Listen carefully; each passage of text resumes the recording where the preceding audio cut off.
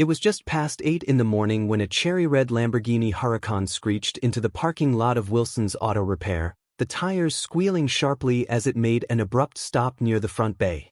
The rising August sun glinted off its sleek curves, reflecting off the hood like a spotlight on stage.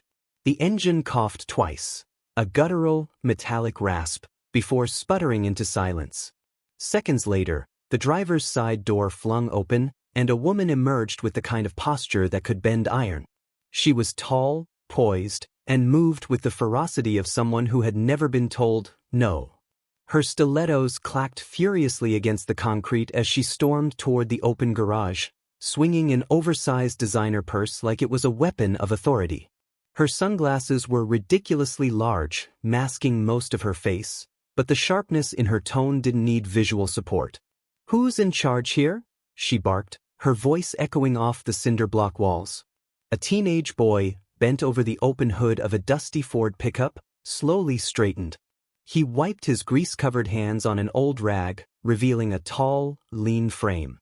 No older than 17, the boy looked like he had just barely started shedding his boyhood. His posture was slightly unsure, like someone who hadn't fully grown into his height yet.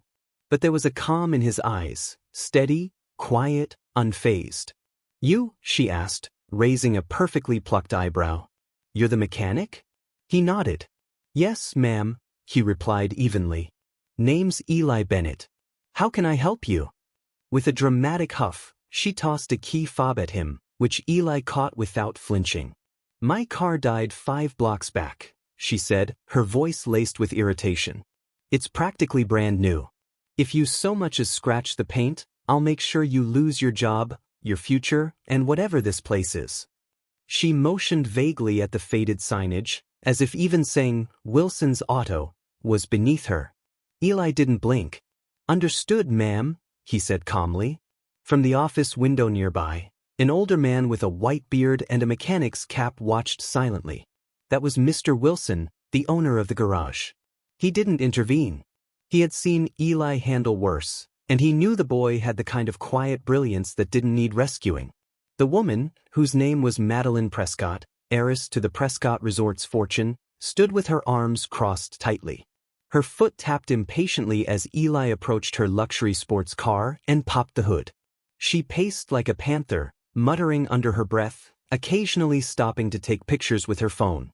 "For reference," she said aloud, not really to anyone, snapping another photo of Eli as he leaned into the engine bay. "Not that you asked." Eli ignored her. He was already immersed in the machinery. Beneath the sleek exterior, the car's internals were a marvel, but something in the wiring harness wasn't right. "Minor electrical short," he muttered to himself.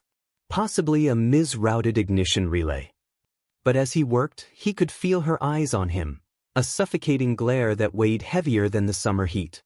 "You know," she suddenly spoke again, loud and condescending, "when my assistant said this was the nearest garage, I didn't think it would be so rustic." She glanced around with visible distaste.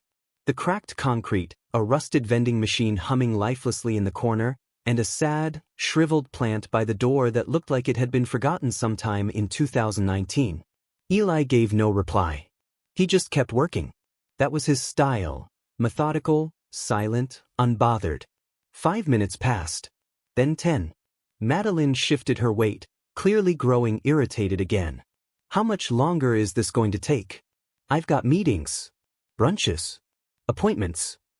Eli stepped back from the vehicle, gently closing the hood with a practiced hand. "Go ahead and try it now," he said. She narrowed her eyes. "That's it?" "Yes, ma'am. I rerouted the faulty circuit and tightened the ignition relay. Should be good as new." Madeline gave him a skeptical glare, then climbed into the driver's seat with theatrical flair. She turned the key. The engine purred instantly, smooth and powerful, like it had never faltered. Her lips parted slightly in surprise. She blinked. For a moment, she looked like she didn't know whether to be impressed or irritated that it had been fixed so quickly. She got out of the car slowly, smoothing down her blazer. "Well, it's working," she admitted. "How much do I owe you?" Eli shrugged lightly. "Nothing. Took less than 15 minutes." Her laugh was sharp and disbelieving. Nothing? Really? That's cute. Do you expect me to believe that? Eli met her gaze evenly. I mean it. No charge. Madeline studied him, unsure of what to make of it. She wasn't used to being told she didn't know anything. Especially not by a kid in oil-stained coveralls with holes in his boots and dirt under his fingernails. For a brief second, she didn't say a word. Then, surprisingly, she stepped closer, not threateningly but curiously. Like someone peering into a painting and seeing something they hadn't noticed before. You always fix things for free? She asked coolly. Only when it's something small, Eli replied. And when the customer already seems to be having a rough morning. Madeline tilted her head, caught off guard by the subtle jab. But instead of snapping back, she gave a faint smile, the first genuine one since she arrived. Fair enough, she muttered. Then she looked at the car, then back at him. You know what you're doing. Eli nodded, already turning to walk back to his workbench. Yes, ma'am. I do. Behind the glass, Mr. Wilson nodded approvingly. Eli had passed another kind of test this morning, one that had nothing to do with engines or wiring. As Madeline Prescott slid into the driver's seat again, her expression unreadable, the engine hummed confidently beneath her. She paused before pulling out of the lot and looked at Eli one last time through her window. Maybe I'll see you again, she said. Eli didn't answer. He just gave a single, respectful nod. And with a low growl of tires on pavement, the Lamborghini rolled away into the rising heat of the morning sun. Why did you do it? Madeline asked slowly, her voice softer than before. Eli took a second before answering. He stood still, wiping his hands with a rag, his eyes fixed on the spot where the Lamborghini had been parked moments earlier. Then he spoke, calm and steady. Because sometimes people just need help, he said. And not everything has to come with a price tag. Madeline had no comeback for that. For the first time in what felt like forever, she was at a loss for words. She simply reached for her keys, slid back into the driver's seat, and pulled out of the garage without saying another word. Eli did not take it personally. He didn't expect thanks, praise, or even recognition. That had never been his motivation. He simply turned around and got back to work, sliding back under a rusted-out pickup that had been waiting for him since morning. What he did not know, what no one in their sleepy little Oklahoma town could have imagined, was that someone had been filming the entire encounter. A woman walking her golden retriever down the sidewalk had been live-streaming the moment Madeline stormed into Wilson's auto repair, shouting, demanding, barking at a teenage boy covered in motor oil. She kept the camera rolling while Eli quietly went about fixing the luxury car. She captured every second, from the key toss to the moment the engine roared back to life.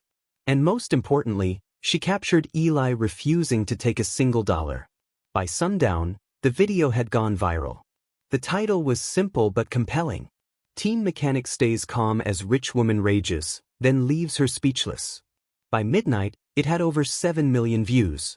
People from across the country, and soon across the world, began asking the same question. Who is this kid? Who was this calm, polite, grease-stained young man with hands hardened by work and a voice that never wavered, not even when someone twice his age tried to tear him down? They found out his name was Eli Bennett.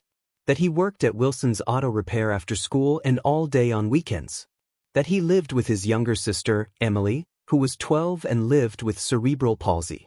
They found out that Eli was trying to save up for a used van with a wheelchair lift so he could take Emily to her physical therapy appointments without having to rely on public buses or neighbors. And just like that, the world fell in love with Eli. Donations started flooding in. A few hundred at first, then thousands. By the next morning, a well-known actor had tweeted the video, calling Eli, "the kind of man I want my son to grow into." By the third day, a popular talk show host invited Eli and Emily to New York City to appear on national television. Within the week, Eli had been offered multiple scholarships, internship offers, and thousands of messages from complete strangers cheering him on. Meanwhile, the spotlight turned, uncomfortably, toward Madeline Prescott, the woman who had become the unwitting villain of a feel-good story. A public statement was posted to her company's website the next day. My behavior in that moment was inexcusable. I let stress and ego speak louder than kindness and humility.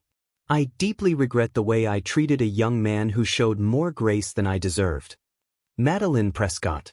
After that, she vanished from the public eye. But behind the scenes, something had changed. 3 weeks later, a black Rolls-Royce Phantom pulled up quietly in front of Wilson's auto. It was just after 9 in the morning. The autumn sun had just started to warm the pavement. Inside the garage, Eli was half buried under a truck, tightening a brake hose. He rolled out from under the vehicle when he heard the sound of approaching heels. Only this time, the sound was different. Not sharp. Not demanding. Just present.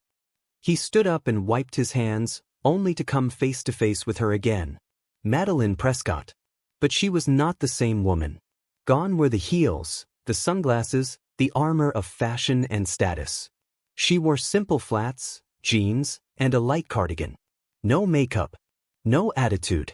Just tired eyes that looked like they had not slept well in weeks, and something else behind them. Something real. I treated you horribly, she said, her voice low, almost breaking. You didn't deserve that. Eli didn't say a word. He stood still, watching her. I'm not here for sympathy, she added, reaching into her bag. I'm here to do something right for once. She pulled out a white envelope and extended it toward him. This is a letter from my family's foundation. We'd like to offer you a full scholarship to any engineering school of your choosing. Tuition, books, housing, everything covered. Eli blinked, stunned. He slowly reached for the envelope but hesitated. Why? Madeline smiled, not her public relations smile, but something softer, more human. Because you reminded me of something I forgot. That there's still good in people. And that strength doesn't come from money, it comes from character. Eli cleared his throat, trying to find words.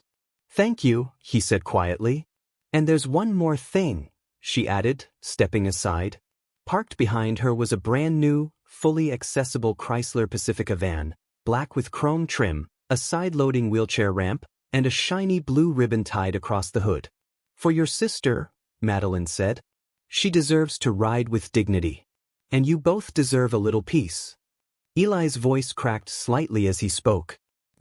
You didn't have to do all this. Madeline shook her head. No. But sometimes kindness doesn't have to make sense. It just has to show up. From inside the office window, Mr. Wilson watched it all unfold. He didn't move. He just stood there, wiping his eyes on an old rag he pretended was for cleaning tools. And so, in a dusty garage in a forgotten corner of Oklahoma, a teenage boy with calloused hands and a heart of gold changed the life of a woman who thought she had everything. He did it not with anger, not with revenge, but with decency, grace, and a quiet kind of strength that echoed far louder than any viral video ever could. No one who witnessed it would ever forget the day a wealthy heiress shouted at a humble mechanic, and he answered, not with pride, but with patience. Not with ego, but with empathy. And that response? That simple act of dignity in the face of cruelty? It struck the entire world silent. One moment of grace changed 2 lives forever. If you believe in the power of character over ego, leave a like, hit subscribe, and share your thoughts below. Your voice matters, let it be heard.